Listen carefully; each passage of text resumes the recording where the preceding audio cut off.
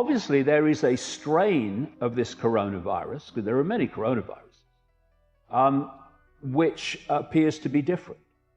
If you look in terms of the danger is to a certain section of society.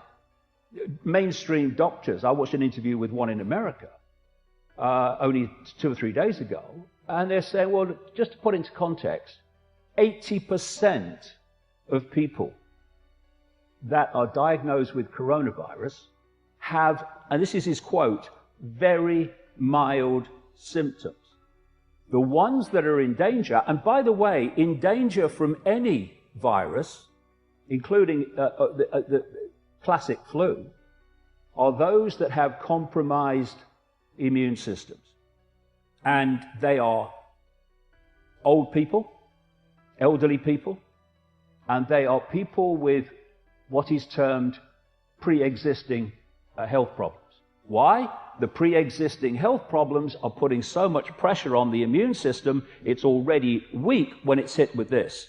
This is why someone like that will have potentially a serious situation, and someone with an immune system in working order of any level will just swat it away.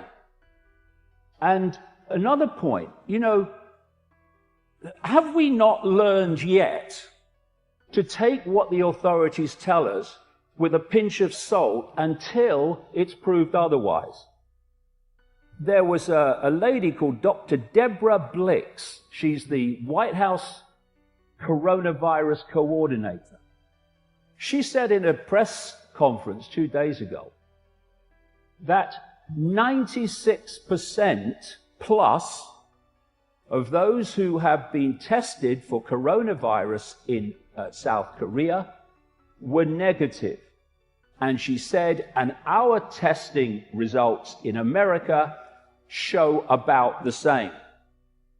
And so when you are in a massive way, you are diagnosing on the basis of symptoms.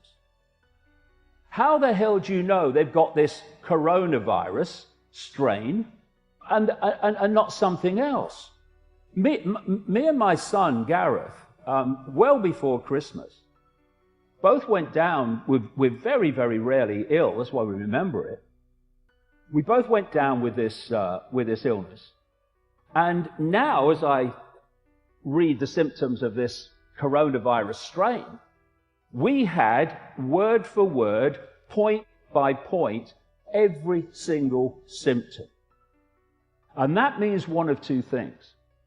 It means either this coronavirus strain was going around in Britain then, before it had even emerged out of China, or, far more likely, we got something else with exactly the same symptoms. So I would hold back on believing the figures. I question any figures coming out of mainstream authority. I've been investigating the mainstream everything for 30 years. Most of the time, if they ever told the truth, they would genetically implode from the shock. So I question everything. And if it stands up, it stands up. But I don't just take it because someone in a suit has told me to believe it. For instance, you know, in 2017, 2018, 45 million people got the flu in America, according to Centers for Disease Control and Prevention figures. 61,000 died. Where was the hysteria then? 61,000 people died. The point is, though, this is the point. According to officialdom, 80% of people who get the coronavirus, diagnose the coronavirus, have not necessarily all got it, have very mild symptoms. The vast majority of the rest have what they call moderate symptoms. And that leaves some with compromised and weakened immune systems who get the serious end of it. And they get the serious end of the flu as well, and other viruses. But what we surely should be doing is focusing on those people and doing what is necessary to protect them and their immune systems from the consequences. But to have the vast majority of the population who at most will have mild symptoms, some even no symptoms. I mean, I remember this story. One of the first Scottish people to get the virus was interviewed on a BBC local radio station. And he said, well, I had a bit of a mild fever. Well, what's that? That's the immune system using heat to kill the predator. Just perfectly immune system response. So anyway, he says, and so I got checked out, and they said I got coronavirus. And they said, you've got to go to hospital. He said, but I felt all right. I had a few aches and stuff, but I feel all right. He says, so I'll go to hospital. He said, but by the time I get to hospital, he says the symptoms are gone. And he's gone down as a statistic, coronavirus in the numbers. So when you've got people who are getting that, even if they do get it, on a vast scale in terms of percentage, who have that response, you get an even greater number who don't get it.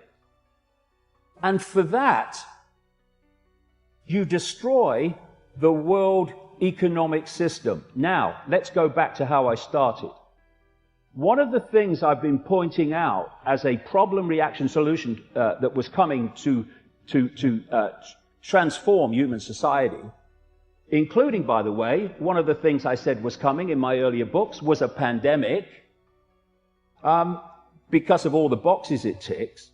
But what I have been saying for the best part of 30 years is they are planning an enormous economic crash. And I've been saying it even more since 2008. Because 2008 seemed to be a nightmare.